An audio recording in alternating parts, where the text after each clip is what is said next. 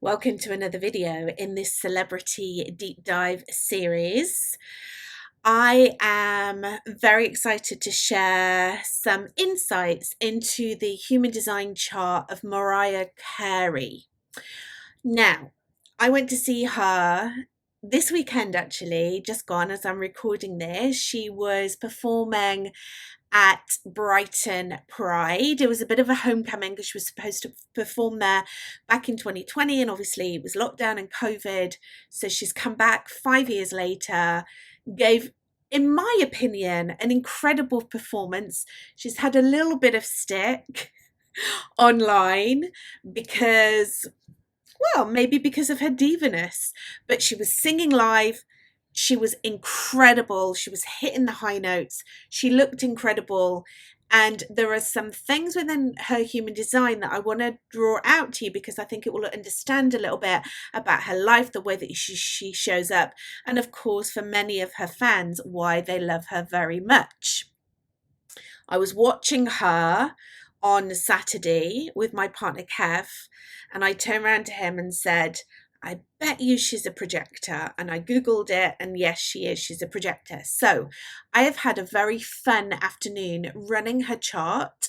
I ran her chart on my website. I was looking into it. It's very, very interesting, and I wanted to share some insights with you. So I'm going to share my screen with you through the magic of the magic and share with you a little bit about Mariah Carey's human design. Now, she is a projector. She is a 3/6 splenic projector. So first and foremost, let me talk to you about her projectorness. So for those of you who are familiar with human design, you will know that projectors are here as the wise guides. I am a projector. So I'm very excited that I share this human design type with Mariah Carey. I don't know why I keep saying her name wrong. Mariah Carey.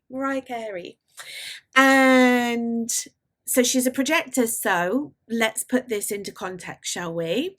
She is not designed to work hard. Now, I think that, well, I know that throughout the years, she has had a little bit of feedback, shall we say, about the fact that she's a bit of a diva and that she's difficult to work with and all of this. And hey, you know what? That is just water off a duck's back, because I think anyone that's in the celebrity there'll always be something, like they can never do everything right, and there's going to be people that are, going to be like bad mouthing her, etc. But it is true that as a projector, she's not designed to work hard, so therefore she shouldn't be working hard. I mean, you think of other celebrities who put in like stellar performances, they're singing and they're dancing and they're doing all the things. Well, she's not designed to do that as a projector, even though I have to say, I know what you're saying. You're like, well, Taylor Swift does it. Well, Taylor Swift is a lot younger than Mariah Carey. First of all, Mariah Carey is 56 years old. And even though that is still quite young, it's going to be a very different energy that she will be having on that stage. So her projectorness really comes up on stage. It was all about the vocals on the stage, which were impeccable. They were amazing. But she was kind of like, standing in one place a little bit, and she was moving around a little bit and twirling a little bit, but there was no dancing. There was none of that going on. She wasn't walking down the steps. There was none of that going on. She was quite static, looking fabulous, looking glamorous. And that's why I was like, she's got to be a projector, right? And she did this thing, probably about 10 minutes into her performance. Well, actually a little bit earlier on in her performance. Anyway, it's by the by. She was wet, so she was in trans pride flag colours. So she was in pink and blue, and she turned around, and on the back of her jacket was "Protect the Dolls," which is a phrase that is used to give support to transgender people, transgender women in particular, I believe. Correct me if I'm wrong, but I believe that that's the case. So she was there showing her support. She twirled around so the audience could see. And the audience just gave a big cheer, and you could just see how happy she was to have that adoration. So she was being seen, she was being recognized, she was being valued. The crowd was loving her, and she was soaking that up. As a projector, projectors really love to be seen, to be recognized, because when we're seen and we're recognized, we feel successful. So she was definitely in her high vibrational state on the stage, feeling successful, feeling adored, feeling seen and recognized. And then, of course, that was the energy that she was then giving back to her audience, to her adoring crowd. And it really was, she was a projector vibrating at that higher level of success.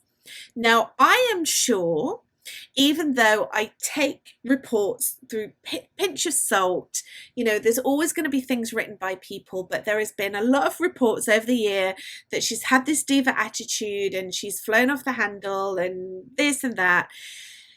If you think about it, that's going to be her at her lowest vibrational frequency, right? So we saw her as the success diva when she was on the stage. I'm sure that other people have seen her at her lowest vibrational state, which is bitterness. So I'm sure that other people would have seen her and experienced her as her bitter diva. And that is maybe where some of the reports have come throughout the years, that she has this reputation of being a diva, quotation marks, it's a bad thing. I actually think that being a diva is a good thing. I think she's totally iconic. I think she's fabulous, and I think it's amazing. But of course, we're all human, and if you are a projector, or a projector, if you live with a projector like my partner does, then you will understand what I mean by bitter. Because when we get into our bitter projectorness, it's not nice. We're not nice to be around. What's really, really important is that as projectors, we're invited into things, that we're not trying to push things through. And I think that that's what's happened to her over the years. She's had big breakdowns and been completely burnt out. I believe that there was a big episode, around the height of her success, really, where she had massive burnouts and then she had to retreat. That is her being burnt out as a projector. And I'm sure being around so many generators, manifesting generators in the industry, trying to keep up with her, competitors within the music industry, she must have found it really, really difficult to be able to keep up. Because she can't keep up in that way. She's a projector. She does not have sacral energy, so therefore she's not able to draw on that energy. But guess what? She is an energy projector. Now, the reason that I know that she's an energy projector is that she has 2 of her motor centers defined. So there are 4 motor centers in the human design chart. The biggest motor center and the most powerful motor center is the sacral. So that is all about sex and work. Okay. So if you have that defined, you're a generator, you're a manifesting generator. She does not have that defined, but she has her heart center defined, and she also has her root center defined. These are motor centers, which means that she will be able to bring in some energy from those centers, but they're not sustainable. So it might feel like she can go and go and go, but actually she can't. What she's doing is she's drawing on some of the energy from these centers that are not sustainable. And also what she'll be doing is she'll be drawing on the energy of people around her that have got defined sacral centers, where she might feel that she has lots of energy, that she can carry on working all day, that she can record videos, that she can go into press interviews, that she can go and perform on stage, that she can go all day, and actually she can't. So I really hope that she knows this about herself and that she is able to take sustained periods of rest, maybe taking rest in the middle of the day, taking lots of time off. I'm sure that she is able to do that because she will have the means and the resources to be able to do that. But you've got to remember that she has got a defined root. The root is stress. The root is like, when you have a defined root, you're putting a lot of pressure on yourself. It's one of the pressure centers. The head center and the root centers are pressure centers. So she will be putting a lot of pressure on herself to perform.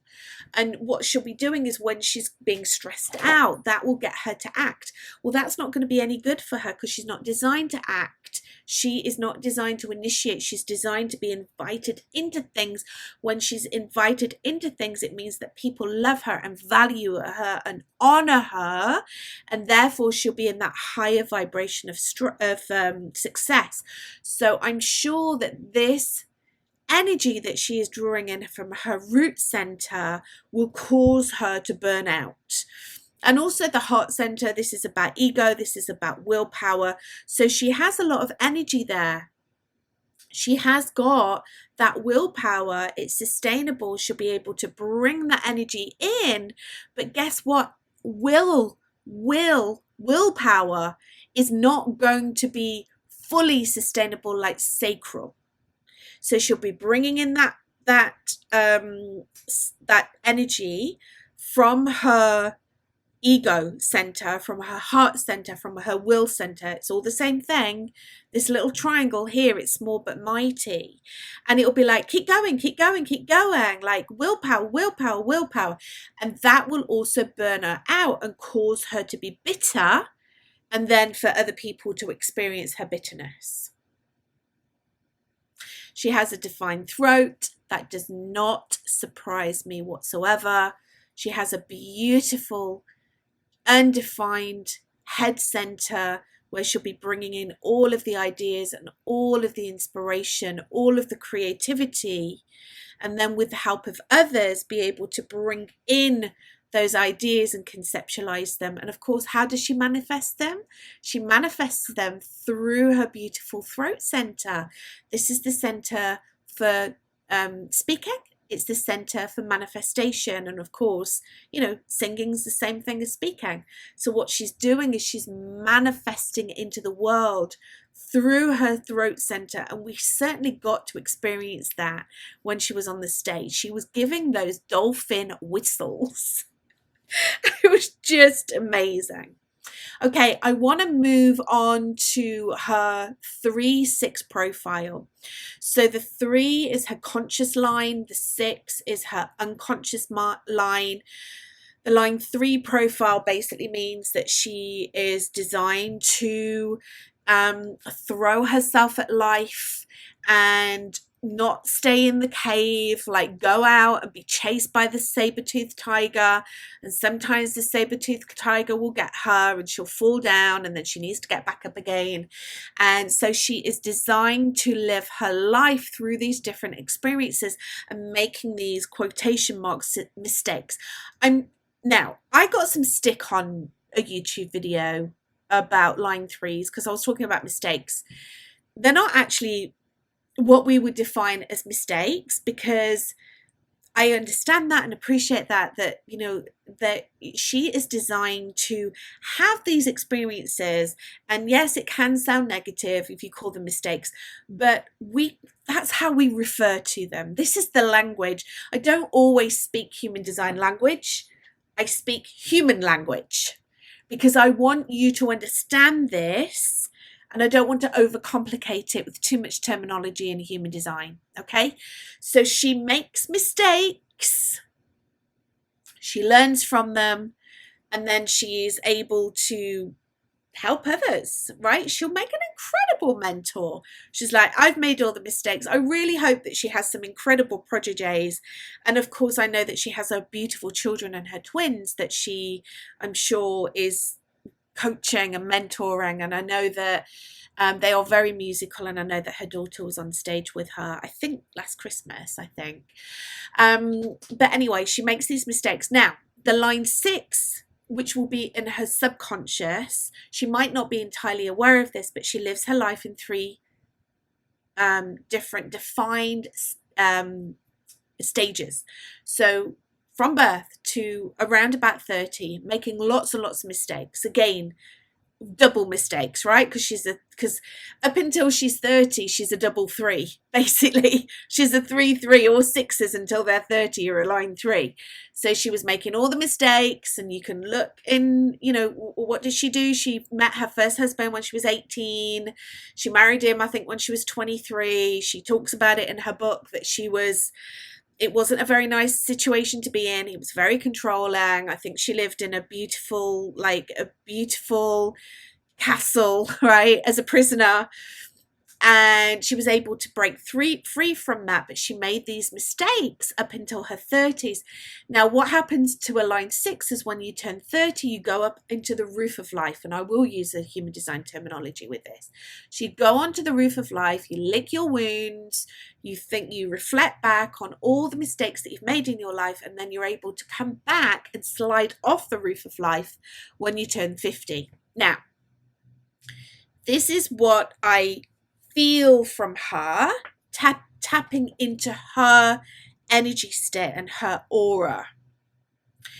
And what I witness from her is that she is completely now in her very mature, high vibrational diva status. Why do I say that? Because she's kind of marketing her divaness.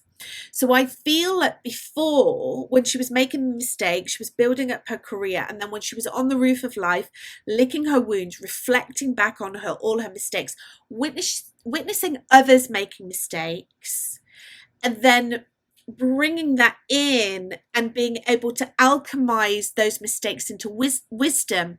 What she's now done is she's slid off the roof of life because she's 56 now. And what she's doing is she is completely living up to that diva status. And I love it. She's owning it. She's completely owning it. And not only is she owning it, she's making it her brand and she's marketing it. She's very, I don't know if this is she or the team or a combination. I'm sure it's a combination, and I'm sure she has so much to do with this because she seems to me like a very savvy, smart business lady. And that's one of the things I really admire about her. Not only is she marketing, it's time, sounded more like Sharon Osbourne than Mariah Carey, but not only is she marketing, as soon as Halloween finishes, that's it, roll out Mariah Carey, she's there, right? Christmas is now happening, and Christmas is all about Mariah Carey. So not only is she completely branding that and marketing that, which is just brilliant, and such a great example of very, very clever marketing. She has basically branded Christmas. She owns Christmas. She owns the whole month of December. It's so cool. Also, what she's doing is she is branding and marketing her divaness, right? So she was on the stage, and she was there were some steps in front of her, and she had very high heels on, beautiful long silver boots. And she's like, is this stage is it safe? And you could just see she was playing up to it. She was you knew she wasn't going to walk down those steps, but you knew that she was making you very aware that she wasn't going to walk down those steps because she's a diva and she doesn't walk. She gets carried everywhere, backstage. If she's got high heels on, they'll carry her. So now instead of being ashamed by that, she's marketing it. What she also did is she stopped midway one of her songs, what she was still kind of singing, but she brought her hairdresser on and a makeup artist on, right? Because she wanted a retouch. It was just brilliant. Because now she's yeah, I'm a line 6. I'm a role model. I've made all the mistakes. I've been branded as this diva and now I'm freaking owning it. I'm such a role model, right? So she is owning it and really, really almost taking the piss out of herself, but in a really iconic, high level way. It's just brilliant. So please take note of that and how she is living out her line 6 profile, because it's a really, really cool.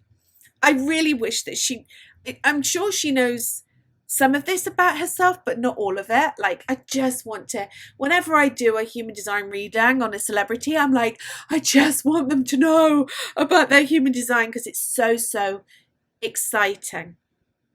Her environment is caves, which means that it's really important for her to go and retreat. So she'll be on the stage, she'll be all glammed up and blinged up. She's in the public eye, and then she needs to go into her cave, into a womb-like area, to be able to just, be by herself. To be able to wind down, and especially as a projector, it's so important. That's why she needs to go and take her projector naps and her projector rest. And again, she's 56 years old. She's lived her life. I'm sure she knows this about herself. But Mariah, it's in your human design. Are you listening to me? It's in your human design. Like, every backstage green room needs to be a freaking cave. Are you listening to me? Every backstage green room needs to be a cave. Finally, her Incarnation Cross is the right angle cross of service. She is literally designed to be in the service to others. Actually, she is designed to impact humanity as a whole. She's designed to be in service. But it's really important that when she goes into this act of service, that she follows her human design strategy and inner authority. So her strategy as a projector is to wait to be invited. So she needs to be invited in to these acts of service. And then her inner authority is splenic, so she needs to be invited in. And then she needs to recognize that splenic hit in the moment, really understand what that is, and then she can say yes, and then she can come into the act of service. Now, I would think that because she's Mariah Carey, she gets invited in quite a lot.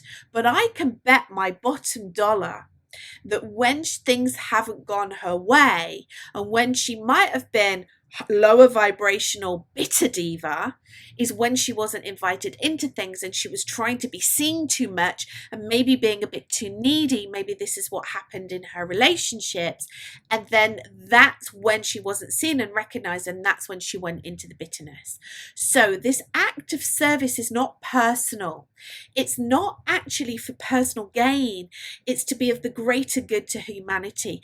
And can I just say, she modeled this really, really well at the event that we saw her at, which was Brighton Pride. And you can go on and you can go onto YouTube and watch what she was doing. But basically what she was saying is that she was there. She should have been there 5 years ago, and she was there 5 years after. And she said the LGBTQ plus community has been through her through the good times, and she said, and the bad times. So she's acknowledging that. And I will always be there for you. That's what she said. I will always be there for you. Now, look, we can be very cynical about that and be like, does she even know like where she is, who she's with, like where on earth in the world she is? We can be really cynical. But to be really honest with you, when I was tapping into her aura, I really felt that it was a very genuine thing to say. She felt very authentic. And it obviously means a lot to her. And when you listen to her hits, a lot of them are gay anthems. They're incredible. So I really feel that she is in this act of service, and definitely she was taking a stand on that stage. The